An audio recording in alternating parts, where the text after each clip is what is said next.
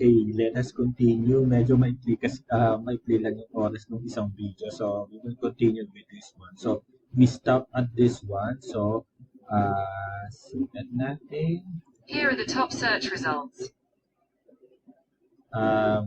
So, sulat pa natin yung x plus 3, x minus 2, and x minus 1. Okay. So, what is the next step? So, the next step is lagyan natin ng boundary dito. Okay. The next step is itong nasa numerator ay isi-simplify natin. So, copy natin. Tapos, pag samasamahin natin, so, unahin natin itong 2x squared. So, natin 2x squared. Tapos, sunod natin itong 5x. Positive 5x.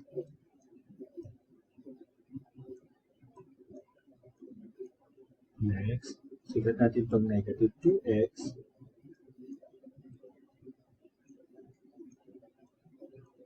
Tapos, negative 5.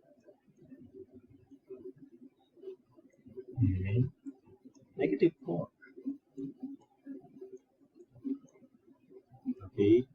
Copy natin itong mga denominators.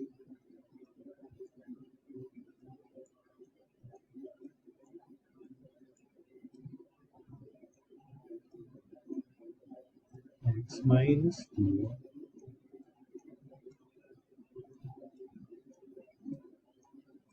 x minus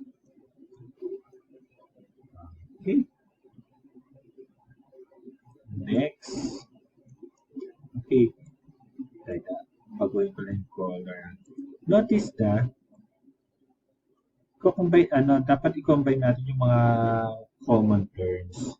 In this case, yung 2x squared, wala tayong may co-combine. So, sulat natin 2x squared. Pero, itong positive 5x and negative 2x, pwede pa natin siyang i-combine into a single polynomial. So, 5x minus 2x is positive 3x.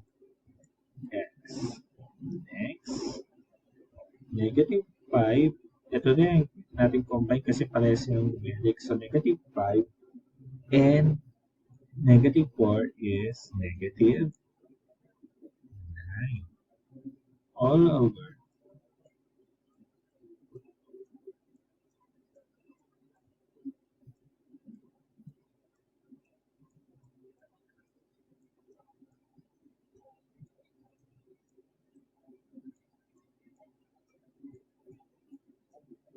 X minus 1.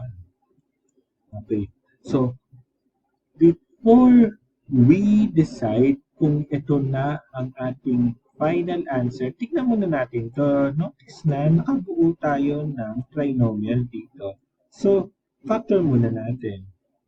Is it factorable? So, kung titignan natin, it is factorable. So, the factors of 2x squared plus 3x minus 9 is okay. 2x minus 3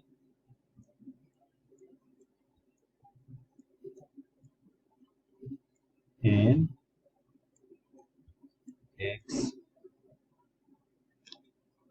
plus 3 all over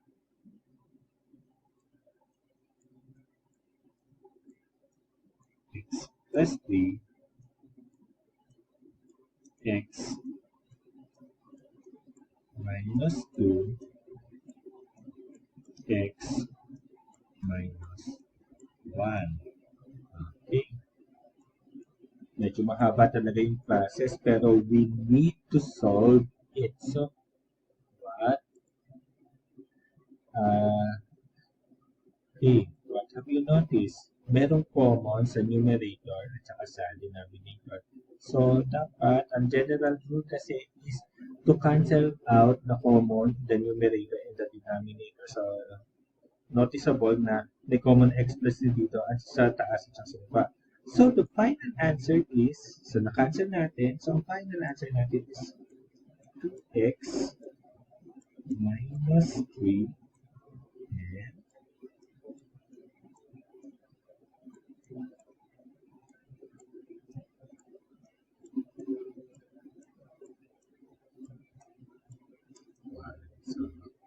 so this is the